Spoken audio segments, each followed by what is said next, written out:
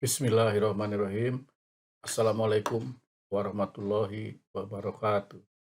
Selamat pagi dan salam sejahtera bagi kita semua. Berjumpa lagi dengan saya dalam mata kuliah Teori Ekonomi Mikro, dan pada kesempatan ini tokoh bahasan yang akan kita bicarakan adalah penentuan harga pasar dan jumlah barang yang diperjualbelikan. Harga dan jumlah barang yang diperjualbelikan di pasar itu ditentukan oleh permintaan dan penawaran dari barang tersebut. Oleh karenanya, analisa penentuan harga dan jumlah barang yang diperjualbelikan di suatu pasar harus berdasarkan analisa permintaan dan penawaran barang tersebut secara serentak. Harga pasar atau harga keseimbangan adalah tingkat harga di mana jumlah barang yang ditawarkan oleh para penjual sama dengan jumlah barang yang diminta oleh para pembeli. Pada kondisi demikian dikatakan bahwa pasar dalam keadaan keseimbangan atau equilibrium. Penentuan harga dan jumlah barang yang diperjualbelikan dalam keadaan keseimbangan ini dapat dilakukan melalui 3 cara, yaitu dengan menggunakan tabel atau angka, atau dengan menggunakan grafik atau kurva, atau dengan matematik. Menentukan keadaan keseimbangan dengan tabel. Untuk menentukan keadaan keseimbangan pasar, kita dapat menggabungkan tabel permintaan, yaitu tabel 21 yang pernah kita bicarakan pada kesempatan yang lalu, dan tabel penawaran, yaitu tabel 22, menjadi tabel permintaan dan penawaran seperti pada tabel 23 berikut ini di bawah ya. Nah, kita lihat bahwa pada tabel 23 permintaan dan penawaran HP di suatu pasar. Pada harga 600, jumlah yang diminta adalah 900 buah. Jumlah yang ditawarkan oleh penjual atau produsen adalah 500 buah. Sehingga terdapat kelebihan permintaan sebesar 900 dikurang 500 adalah 400 buah ya. Kemudian ketika harga 700, jumlah barang yang diminta, jumlah HP yang diminta adalah 800 buah. Dan jumlah HP yang ditawarkan adalah 600 buah. Sehingga terdapat kelebihan permintaan ya, yaitu sebesar 200 buah. Nah, ketika harga naik menjadi 800, maka jumlah HP yang diminta 700, jumlah HP yang ditawarkan 700. Sehingga terjadi keseimbangan antara jumlah yang diminta dan ditawarkan. Ini disebut harga keseimbangan, yaitu pada posisi 800. Ketika harga itu naik lagi menjadi 900, maka jumlah HP yang diminta menjadi turun lagi menjadi 600 buah, sedangkan yang ditawarkan 800 buah. Sehingga ini terjadi kelebihan penawaran, yaitu sebesar 800 dikurangi 600, jadi 200 ya. Begitu juga ketika harga mencapai 1 juta, maka jumlah HP yang diminta adalah menurun lagi menjadi 500 buah, sedangkan yang ditawarkan adalah 900 buah.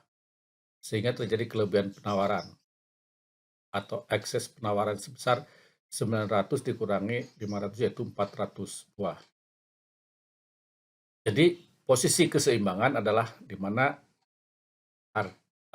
jumlah apa yang diminta sama dengan yang ditawarkan. Jadi ada dalam posisi ini ya, harga 800 di mana jumlah posisi keseimbangan jumlah barang sebesar 700 ini ya.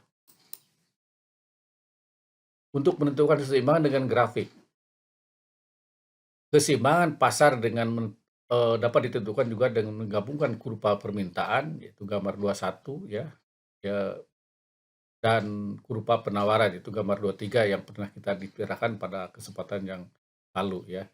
Maka kita lihat jumlah permintaan dan penawaran pada gambar di bawah ini, yaitu gambar 25. Ini supply atau penawaran, ini demand. Titik pertemuan antara supply dan demand itu, ya, ini adalah titik keseimbangan, equilibrium, keseimbangan. Jadi pada harga 800, maka jumlah handphone yang diperjualbelikan adalah sebesar 700, ya. Seperti tadi saya katakan bahwa yang diminta dan yang ditawarkan sama, ya, 700. Jadi titik keseimbangan equilibrium. Coba kita perhatikan ya bahwa pada harga 1 juta ini ya, maka jumlah yang diminta atau yang di permintaan adalah sebesar 500. Sedangkan jumlah yang ditawarkan adalah sebesar 900. Maka antara ini dan ini terjadi kelebihan, ya, itu yang dinamakan excess supply, ya. Kelebihan supply sebesar dari sini ke sini. Kita lihat lagi, ketika harga turun menjadi 600, maka yang ditawarkan hanya 500, ya, 500 buah. Sedangkan yang diminta adalah 900. Sehingga terjadi kelebihan, ya, dari sini ke sini, ya, sebesar ini. Itu yang dinamakan excess demand. Jadi 900 dikurang 500 terjadi excess demand sebesar 400 buah. Kelebihan permintaan. Gitu ya.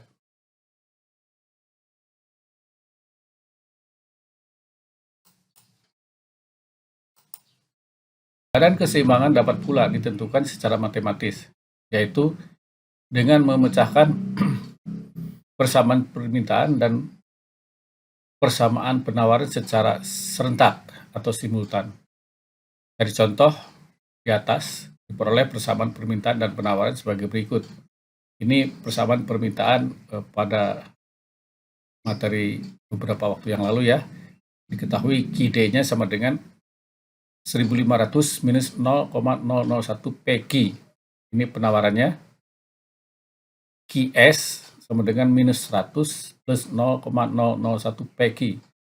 Kita ketahui bahwa syarat keseimbangan adalah permintaan sama dengan penawaran, atau QD sama dengan QS. Berarti ini, ya, ini QD-nya, ini QS-nya. Ya. Selanjutnya yang 100 ini pindahkan di sebelah sini menjadi plus. Kemudian ini 0,001 P plus ini dipindahkan di sebelah sini menjadi 0,001 PQ, jadi plus, ya, dari minus pindahkan menjadi plus. Sehingga dari sini bisa kita ketahui bahwa ini dengan ini 1600 dan ini ditambahkan menjadi 0,002 PQ. Sehingga PQ-nya adalah 800, ya, 800.000, ya. Ini harga keseimbangan atau harga pasar. Selanjutnya dengan memasukkan nilai PQ ke dalam persamaan permintaan atau penawaran akan diperoleh nilai jumlah barang dalam keadaan keseimbangan. Saya buktikan, ya, bahwa QS adalah minus 100 ini, ya, plus 0,001. Nah, P-nya kita ganti dengan harga ini, dengan P ini dengan 800.000, maka ditemukan minus 100 plus ini kali ini berarti 800, sehingga hasilnya menjadi 700. Jadi baik dengan menggunakan tabel, grafik maupun matematik diperoleh hasil harga pasar yang sama, yaitu 800 dan jumlah barang dalam keseimbangan adalah 700. Pengaruh faktor selain harga barang itu sendiri terhadap keadaan keseimbangan. Di atas telah dijelaskan bahwa pengaruh faktor-faktor selain harga itu sendiri terhadap permintaan dan penawaran ditunjukkan oleh pergeseran kurva permintaan dan penawaran ke kiri atau ke kanan. Perubahan faktor tersebut akan mempengaruhi keadaan keseimbangan pasar. Terdapat 4 kemungkinan pergeseran kurva permintaan dan penawaran. A. Permintaan bertambah, berarti kurva permintaan bergeser ke kanan. B. Permintaan berkurang, berarti kurva permintaan bergeser ke kiri. C. Penawaran bertambah, berarti kurva penawaran bergeser ke kanan. Dan D. Penawaran berkurang, berarti kurva penawaran bergeser ke kiri. Pergeseran kurva tersebut dapat terjadi secara sendiri-sendiri atau serentak pada kurva permintaan dan penawaran. Sebagai contoh, kurva permintaan bergeser ke kanan, kurva penawaran tetap.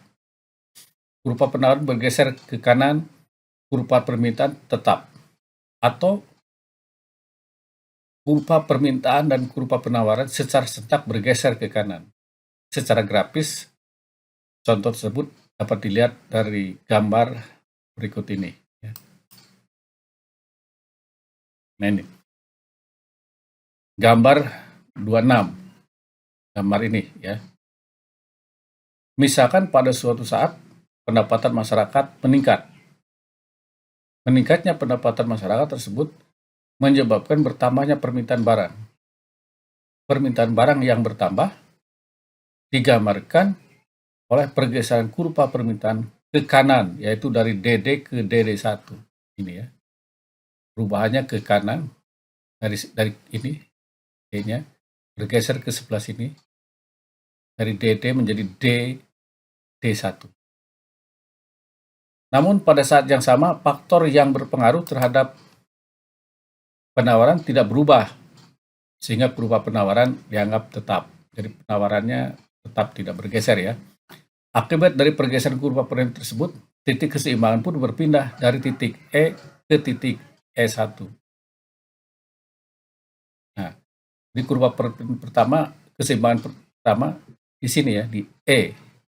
Karena berubahnya D bergeser ke sebelah kanan, maka titik keseimbangan pun akan berubah ke sini. Gitu ya. Perpindahan ini mengakibatkan kenaikan harga barang itu sendiri dari P menjadi P1.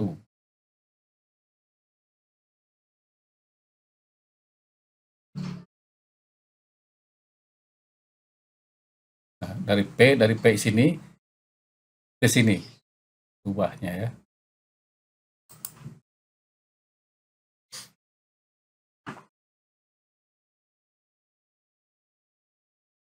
Dan jumlah barang yang diperjualbelikan juga bergerak dari Q ke Q1. Nah, dari sini bergerak ke sini.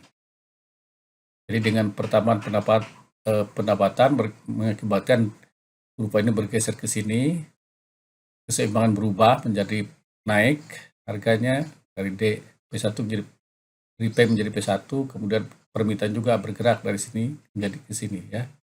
Dari sini ke titik ini. Ya.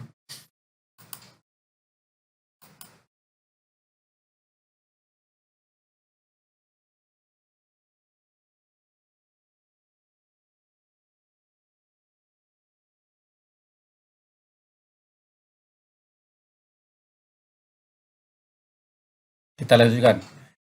Gambar 27 sekarang. Misalnya, pada suatu saat harga input menurun, sehingga biaya produksi pada suatu perusahaan menjadi lebih besar.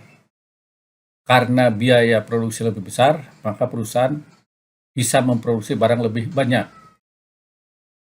Ya. Berarti penawaran barang bertambah.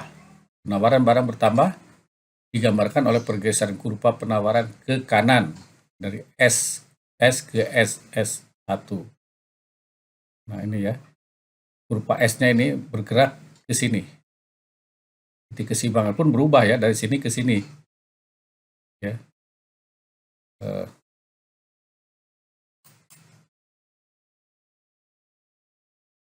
Pada saat yang sama, faktor-faktor yang berpengaruh terhadap permintaan tidak berubah sehingga kurva permintaan tidak bergerak ya. Pada kondisi demikian, akibat dari pergeseran kurva penawaran tersebut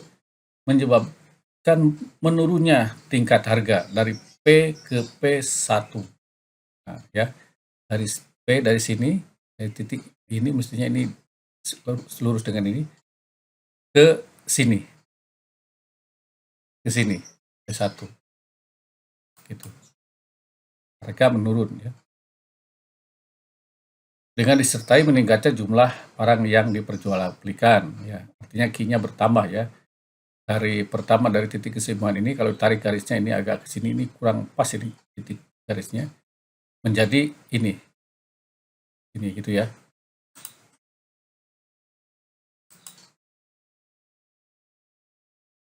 Gambar 28 ya. Apabila terjadi perubahan faktor-faktor yang mempengaruhi permintaan dan penawaran, maka akan terjadi pergeseran kurva permintaan dan penawaran tersebut. Misalkan, pada suatu saat terjadi peningkatan pendapatan masyarakat dan kemajuan teknologi produksi, maka di suatu pasar akan terjadi peningkatan permintaan dan penawaran barang. Karena demikian, dapat digambarkan oleh pergeseran kurva permintaan dan penawaran ke kanan, yaitu masing-masing dari DD ke D1 dan dari SS ke SS1. Pergeseran kurva serentak ini mengakibatkan kenaikan harga dari P ke P1 dan kenaikan barang yang diperjualbelikan dari Q ke Q1.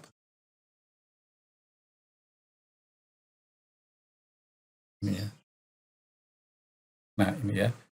Jadi pertama ini, karena ada pendapatan, ini pertama ya. Yang pertama, D pertama ini, S pertama. Tadi dikatakan karena ada pendapatan masyarakat bertambah, maka dia akan bergerak ke sini. Sama ya. Sehingga titik keseimbangan berubah menjadi ini kan. Kemudian dengan biaya produksi dengan teknologi yang canggih, maka bisa memproduksi barang lebih banyak dan lebih murah, sehingga barang yang ditawarkan lebih banyak. Maka S-nya akan bergeser ke sini. Titik keseimbangan pun berubah ke sini. Jadi dari yang pertama, ini titik keseimbangan bergerak ke sini. Sehingga apa yang terjadi? Yang terjadi adalah pertama harga ya. Harga dari sini naik ke P1, dari P naik ke P1 ini ya, lurus dengan ini kan. Kemudian barang dari S dari sini, dari titik ini ya, dari titik ini bergerak ke sini. Jadi pertambahan barang ya, permintaan akan bertambah, permintaan terhadap barang tersebut ya. Permintaan akan bergeser, jumlah barang diminta akan bergeser ke sini ya. Dan harga akan naik. Itu kalau terjadi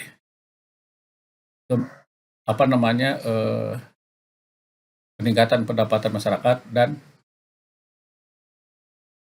adanya biaya produksi yang murah karena teknologi yang maju mengakibatkan biaya produksi lebih rendah sehingga bisa membuat produk barang lebih banyak, begitu ya.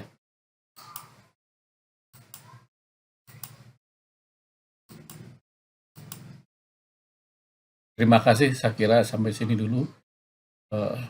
Sampai jumpa lagi dalam kesempatan yang akan datang. Saya akhiri dengan ucapan wassalamualaikum warahmatullahi wabarakatuh.